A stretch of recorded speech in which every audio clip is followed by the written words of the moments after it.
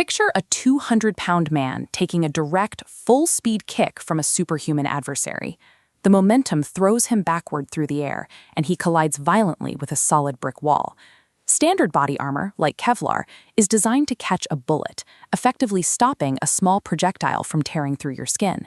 But it does nothing to absorb the sledgehammer momentum of a massive, blunt impact. That raw kinetic energy has to go somewhere. In trauma medicine, that energy travels straight through the skin and is absorbed by the body's soft tissue, causing a coup-contra-coup injury. The sudden deceleration means your internal organs, specifically your liver and your brain, continue moving forward. They essentially act as projectiles, slamming into the unyielding interior of your skeletal frame. Your liver is basically a sponge filled with blood, and your brain is a delicate gelatinous mass floating in a bowl of bone. Under normal medical models, absorbing the sheer force the Dark Knight faces on a nightly basis results in total systemic deceleration trauma. The organs shouldn't just bruise, they should shatter.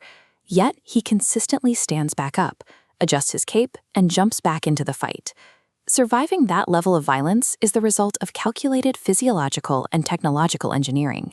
To see how he stays upright, we have to conduct a kinetic autopsy of his structural biohardening.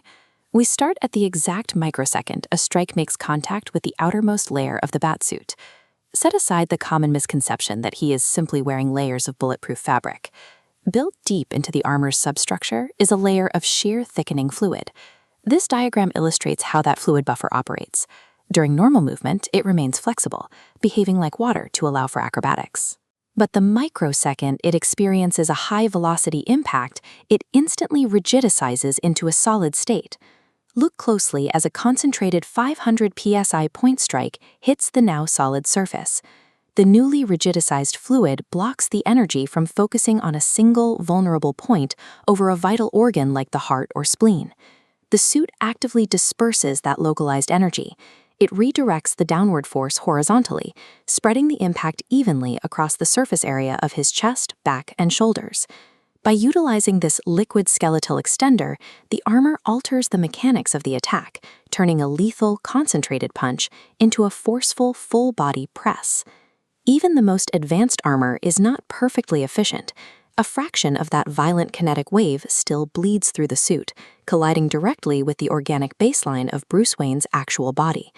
To understand how his body handles the residual shock, we look at Wolff's Law.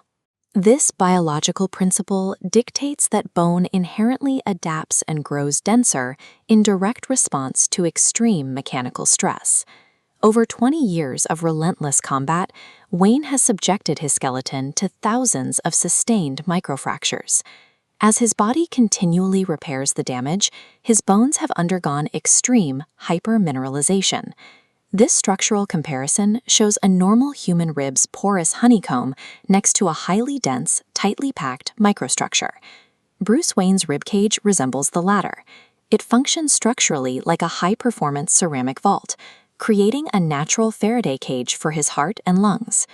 Even with a fortified skeleton, the final, weakest tremors of the kinetic wave still attempt to rattle his internal soft tissue.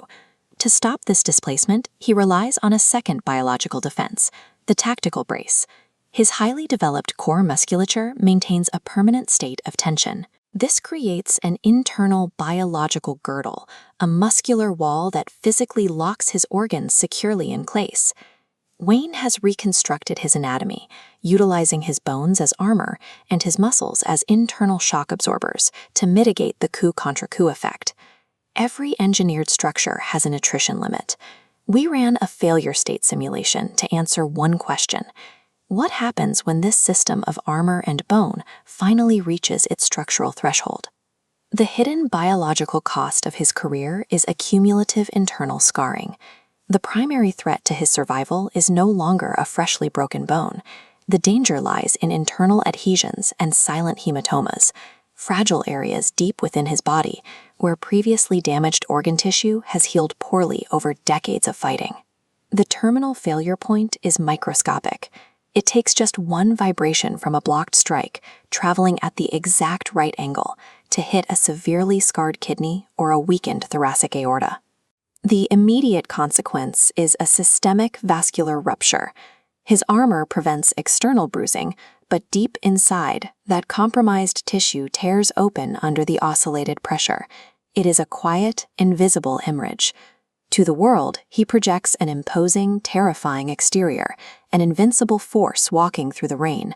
But beneath the Kevlar and fluid armor, his vascular system fails, and he experiences internal drowning. Ultimately, Batman's victory isn't invincibility. It is an unmatched mastery of trauma management. He is a man living on the absolute razor's edge of biological collapse, knowingly gambling his life on every single punch he takes.